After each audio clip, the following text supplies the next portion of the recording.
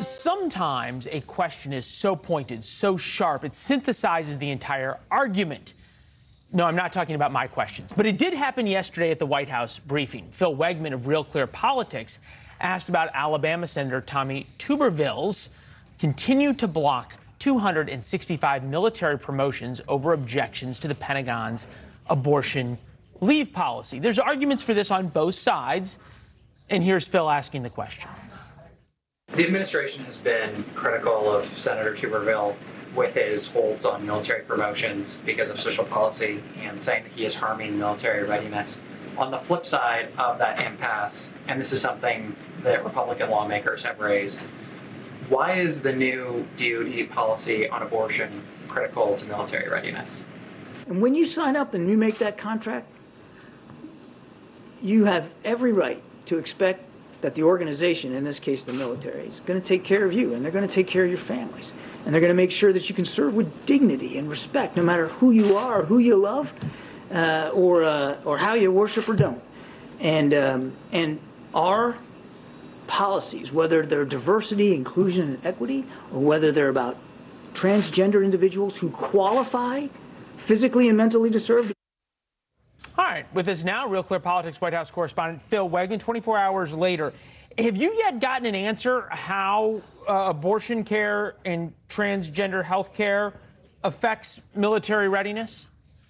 Well, I think it was part of Kirby's answer right there, and agree or disagree with him. The reason why I appreciated the response that I got from him is because we were able to see the flip side. We were able to see the administration explain why they think that these new social policies are necessary for military readiness. What it boils down to, in the eyes of the administration, is whether it is abortion care, transgender care, or even some of the equity and inclusion policies. They say, we've got an all-volunteer force. These are the types of things that are going to be important to people raising their right hand and defending the country, so we have to have them, and that they are necessary for military retention and recruitment.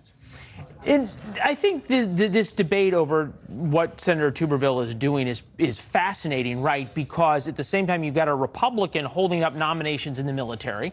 The military rightly points out that this really is harming military readiness because you've got 3- and 4-star combatant commands now vacant. You've got the commandant of the Marine Corps as an acting commandant. I mean, it's really a problem. It's starting to affect the families of all of these officers and the families of the officers who are going to take those officers' places, on and on and on and on, all over this issue narrowly for Senator Tuberville about whether or not the DOD pays for female enlisted officers or the family members' dependents to go get an abortion. But I guess this is the question. Have we figured out yet how it's going to end? I'm not certain, and I agree with you. This is a fascinating debate currently because on both sides you have sincerely held beliefs that are in opposition. And at some point, this culture war that actually involves the federal agency responsible for waging real wars, it's got to come to an end. So one of these sides is going to walk away, and in the eyes of their base on the left or the right, the person who blinks first, they're going to be seen as sort of an apostate. This debate is not at the margins. This isn't over spending levels or, policy minutia. This is over really the third rail of American politics, which is abortion, which is this question of transgender care. And both sides are incredibly dug in right now. Yeah, and I feel like both sides are sort of digging, if we want to carry the metaphor of war a little farther, both sides are digging their trench lines even deeper.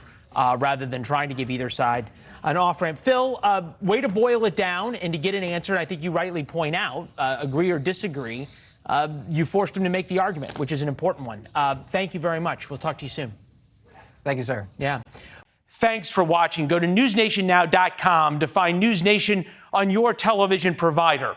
And don't forget to subscribe. Click the red button to get more of NewsNation's fact-driven, unbiased coverage.